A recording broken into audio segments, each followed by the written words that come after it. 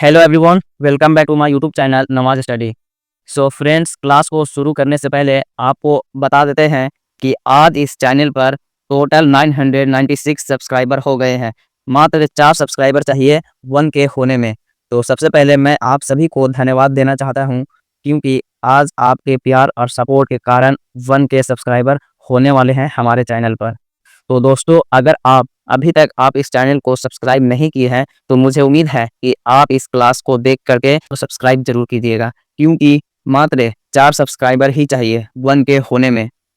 तो आप इस चैनल को जल्दी से सब्सक्राइब कीजिए और 1K का जो टारगेट है वो कंप्लीट हो जाएगा। तो चलिए दोस्तों, अब क्लास पर ध्यान देते हैं।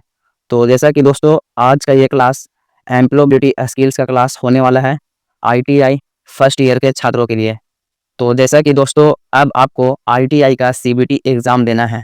तो CBT एग्ज़ाम देने के लिए आपको ट्रेड थ्योरी और एम्प्लॉयबिलिटी स्किल्स और वर्कशॉप्स एंड कैलकुलेशन से एग्ज़ाम की बेहतर तैयारी करनी होती है। तो मैं आपको इस चैनल के माध्यम से ट्रेड थ्योरी और एम्प्लॉयबिलिटी स्किल्स का तैयारी करवाता हूँ। तो दोस्तों, आज इस क्लास में एम्प्लॉयबिलिटी स्किल से कम्युनिकेशन स्किल्स, संचार कौशल के टॉपिक से क्वेश्चंस को करवाने वाला हूं। तो दोस्तों, एम्प्लॉयबिलिटी स्किल से ITI CBT एग्जाम में टोटल 25 क्वेश्चन पूछे जाते हैं, जो कि 50 नंबर का होता है। तो अगर आप 25 में 25 क्वेश्चंस को सही करते हैं तो आपको 50 नंबर बहुत आसानी से मिल जाएगा। तो यहाँ पर इस क्लास में जितने भी क्वेश्चंस को करवाने वाले हैं, सारे क्वेश्चंस मोस्ट इम्पोर्टेंट हैं, हमेशा ये CBT एग्ज़ाम में पूछे ही जाते हैं। तो दोस्तों, अगर आप ITI किसी भी ट्रेड से कर रहे हो, सभी ट्रेड के छात्रों के लिए कॉमन सब्जेक्ट होता है एम्प्लॉयबिलिटी स्किल्स। इसलिए आज का ये क्लास ITI के सभी ट्रेड के छात्रों के लिए है। इसलिए आप इस क्लास में कंटिन्यू लास्ट तक बने रहें। और दोस्तों, आज का ये क्लास 5 होने वाला है। तो इससे पहले 4 क्लास और हो चुके हैं ITI फर्स्ट ईयर के छात्रों के लिए एम्प्लॉयबिलिटी स्किल्स का। तो इससे पहले वाले क्लास को अगर आप नहीं देख पाए हैं तो आप प्लेलिस्ट में जाकर क्लास बाय क्लास वॉच कर सकते हैं। यहाँ पर जितने भी क्लास को करवाया जा रहा है, सारे क्लास में टोटल जितना टॉपिक है, सारे टॉपिक से क्वेश्चन को करवाए जा रहे हैं और यही सब क्वेश्चन आपके ITI CBT एग्जाम में भी पूछे जाएंगे। तो दोस्तों, आई होप आप इस चैनल को सब्सक्राइब कर दिए होंगे और आज इस चैनल पर 1K सब्सक्राइबर कंप्लीट भी हो गए होंगे। तो दोस्तों, चलिए अब इस क्लास को शुरू करते हैं।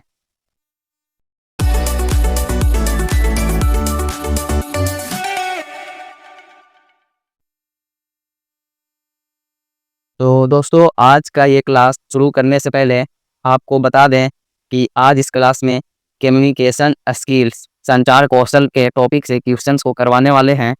तो इससे पहले वाले जो क्लास करवाए थे, उस क्लास में भी इसी टॉपिक से क्वेश्चंस को करवाए थे।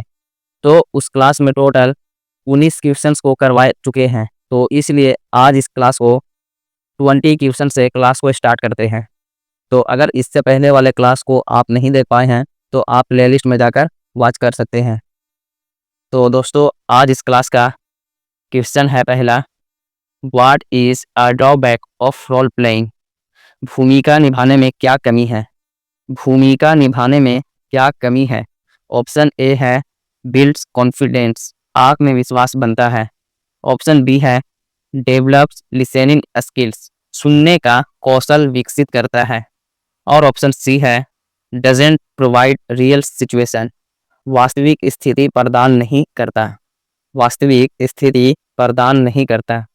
ऑप्शन डी है डेवलप क्रिएटिव प्रॉब्लम सॉल्विंग, रचनात्मक समस्या समाधान विकसित करें।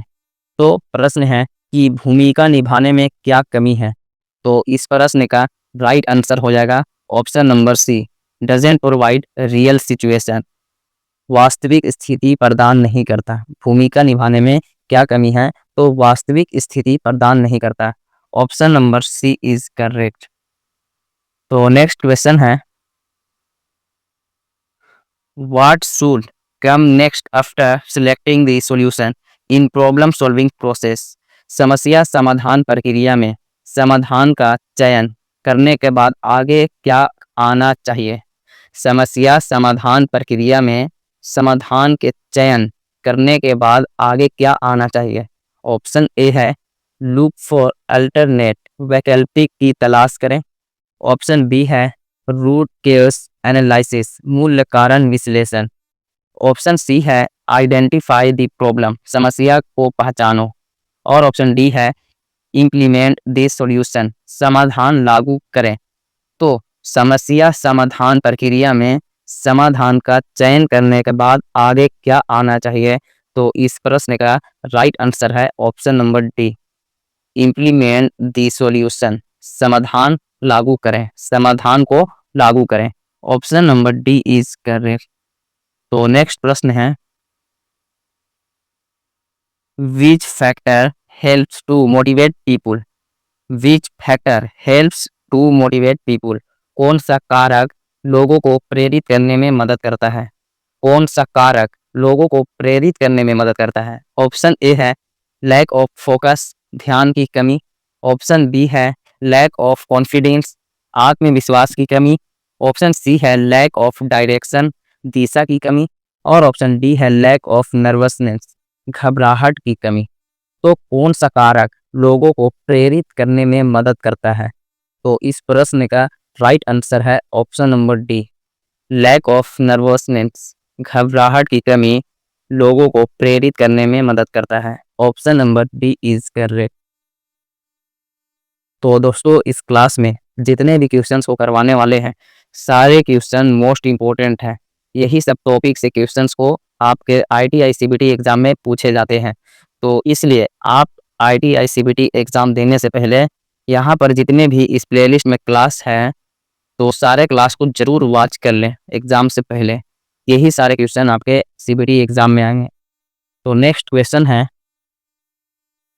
विच वन इज थेरेपी और पब्लिक स्पीकिंग।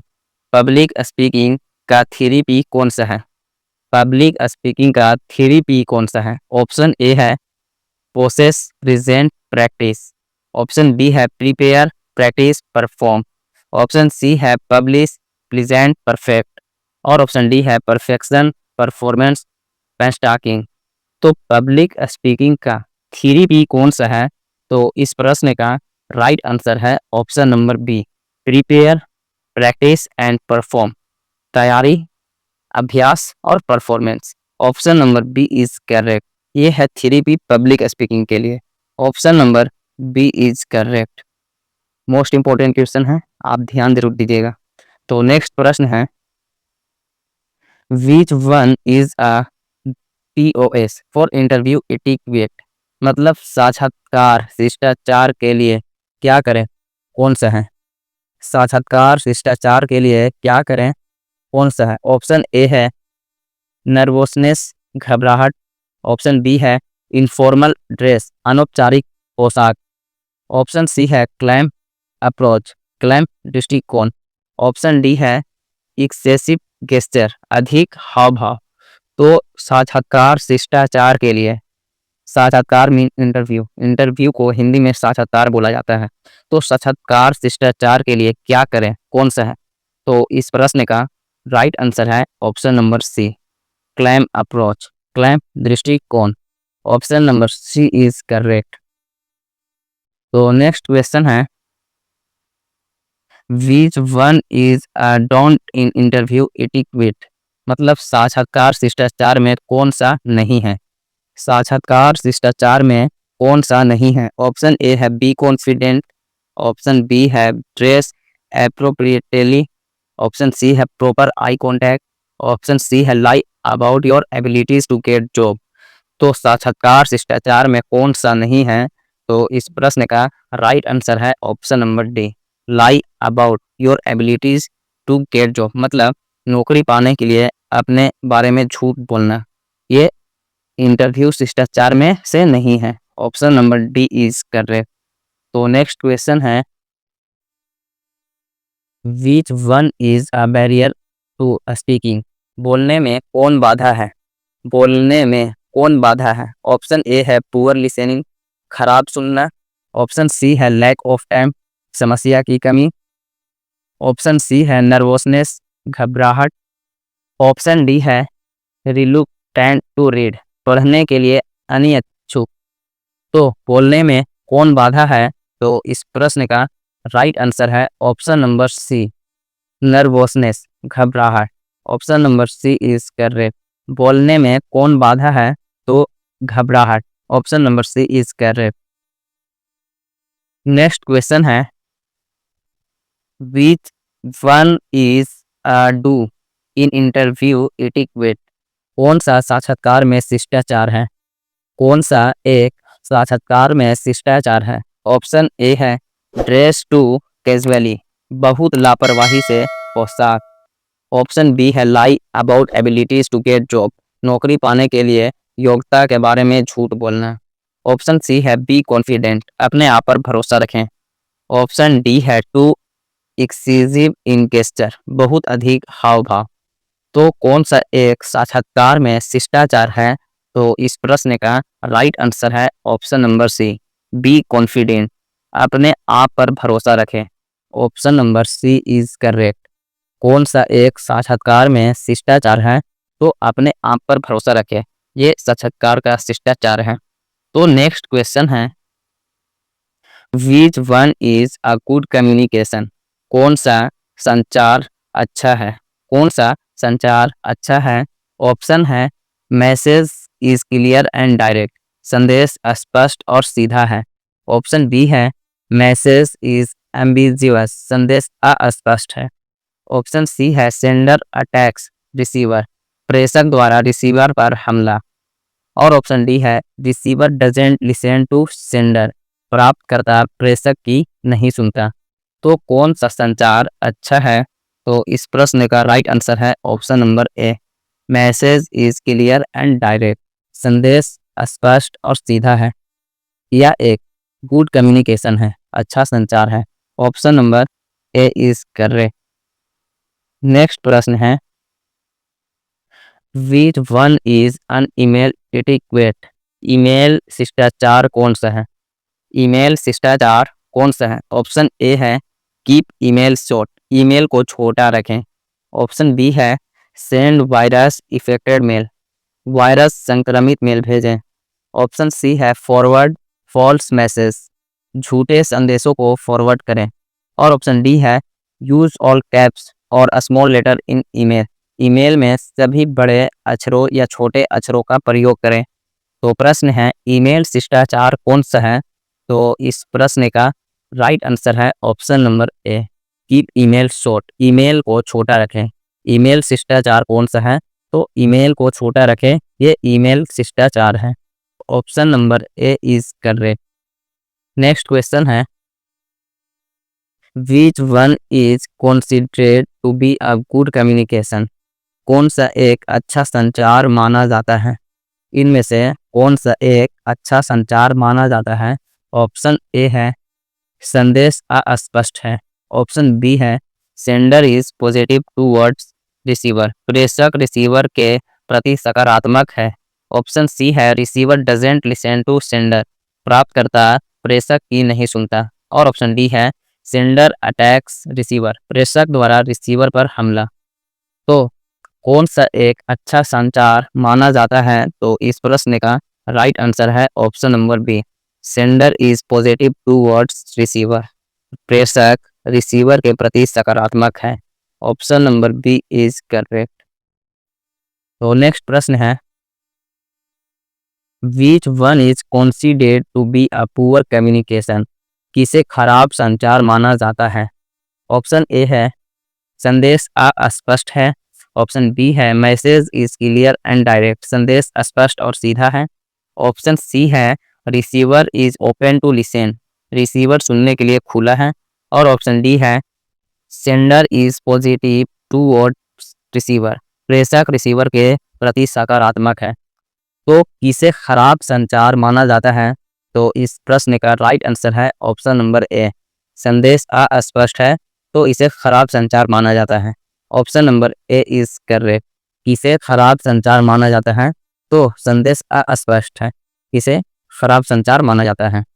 तो नेक्स्ट प्रश्न है, which one is not a benefit of oral communication?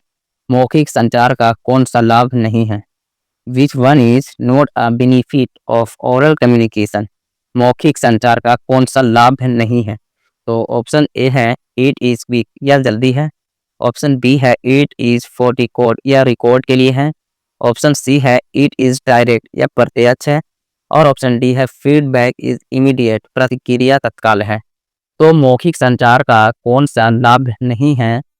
तो इस प्रश्न का राइट आंसर है option number B, it is for record, यह रिकॉर्ड के लिए है। Option number B is correct.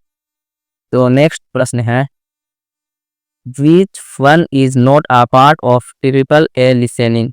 कौन सा ट्रिपल ए सुनने का हिस्सा नहीं है?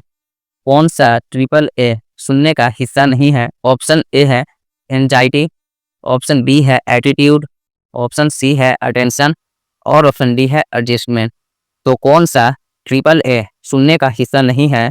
तो इस प्रश्न का राइट आंसर है option number A, anxiety. Anxiety triple A में सुनने का हिस्सा नहीं है। Option number A is correct. Attitude, attention और एडजस्टमेंट, ये तीनों ट्रिपल ए का हिस्सा है लिसनिंग में। तो नेक्स्ट क्वेश्चन है, which one is not an article? कौन सा एक आर्टिकल नहीं है? तो जैसा कि दोस्तों आप ग्रामर में आर्टिकल के बारे में ज़रूर पढ़े होंगे कि आर्टिकल क्या है। तो यहाँ पर चुनना है कि कौन सा एक आर्टिकल नहीं है। ऑप्शन ए है ए, ऑप्शन बी है एन, ऑप्शन सी है इन और ऑप्शन डी है दी। तो यहाँ पर इस प्रश्न का राइट आंसर है ऑप्शन नंबर सी, इन। इन जो है वो एक आर्टिकल नहीं है। आर्टिकल ए, एन और दी, ये तीनों आर्टिकल है। तो इसलिए इस प्रश्न का राइट आंसर हो जाएगा ऑप्शन नंबर सी, कौन सा एक आर्टिकल नहीं है? तो इन एक आर्टिकल नहीं है। Option number C is correct. Next question है, which one is not an essential characteristic to achieve success? कौन सा एक सफलता प्राप्त करने के लिए एक आवश्यक विशेषता नहीं है? कौन सा एक सफलता प्राप्त करने के लिए एक आवश्यक विशेषता नहीं है? ऑप्शन ए है कमिटमेंट, प्रतिबद्धता, ऑप्शन सी है इंटीग्रिटी, अखंडता, ऑप्शन सी है कॉन्फिडेंस, आत्मविश्वास और ऑप्शन डी है अनएथिकल वर्क, अनैतिक कार्य। तो इस प्रश्न का राइट आंसर है option number D, unethical work, अनैतिक कार्य। Option number D is correct. कौन सा एक सफलता प्राप्त करने के लिए एक आवश्यक विशेषता नहीं है? तो अनएथिकल वर्क, अनैतिक कार्य नहीं है। Option number D is correct. तो नेक्स्ट क्वेश्चन है, which one is not the outcome of positive attitude? कौन सा सकारात्मक दृष्टिकोण का परिणाम नहीं है? कौन सा सकारात्मक दृष्टिकोण का परिणाम नहीं है? ऑप्शन ए है जोश, ऑप्शन बी है क्रिएटिविटी, रचनात्मक, ऑप्शन सी है बोर्डम, उदासी और ऑप्शन डी है प्रॉब्लम सॉल्विंग एटीट्यूड, समस्या समाधान रवैया। तो कौन सा सकारात्मक दृष्टिकोण का परिणाम नहीं है? तो इस प्रश्न का राइट आंसर है ऑप्शन नंबर सी, उदासी, boredom. Option number C is correct. कौन सा सकारात्मक दृष्टिकोण का परिणाम नहीं है? तो उदासी नहीं है। Option number C is correct. तो नेक्स्ट प्रश्न है और आज इस क्लास का लास्ट प्रश्न है। तो मतलब कम्युनिकेशन स्किल्स, संचार कौशल के टॉपिक से टोटल 37 क्वेश्चन ही है। तो इस टॉपिक से 2 क्लास में कंप्लीट करवा दिए हैं। इससे पहले वाले क्लास में 19 क्वेश्चन तक करवाए थे और आज इस क्लास में 20 क्वेश्चन से 37 क्वेश्चन तक कंप्लीट करवा दिए हैं। तो अब इस टॉपिक से क्वेश्चन एक भी नहीं है। तो दोस्तों आपको एक बार फिर बता देते हैं कि इस टॉपिक से बहुत सारे ऐसे क्वेश्चन हैं जो आपके IIT CBT एग्ज़ाम में ज़रूर पूछे जाएंगे। तो अगर आप इस क्लास को स्किप किए हैं तो इस क्लास को दोबारा आप ज़रूर देख लें। आप इस क्लास को बिल्कुल भी स्किप नहीं करेंगे। तो प्रश्न है, which one is the latest and effective means of modern communication? आधुनिक संचार का नवीनतम और प्रभावी साधन कौन सा है? आधुनिक संचार का नवीनतम और प्रभावी साधन कौन सा है? ऑप्शन ए है फैक्स, ऑप्शन बी है पोस्टल मेल, ऑप्शन सी है इलेक्ट्रॉनिक मेल और ऑप्शन डी है मैसेज थ्रू टीवी, टीवी के माध्यम से संदेश। तो आधुनिक संचार का नवीनतम और प्रभावी साधन कौन सा है?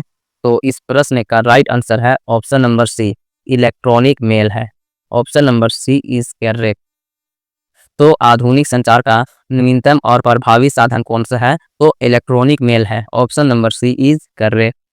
सो फ्रेंड्स, आपको ये क्लास कैसा लगा कमेंट कीजिए और आई होप आप इस चैनल को सब्सक्राइब जरूर किए होंगे।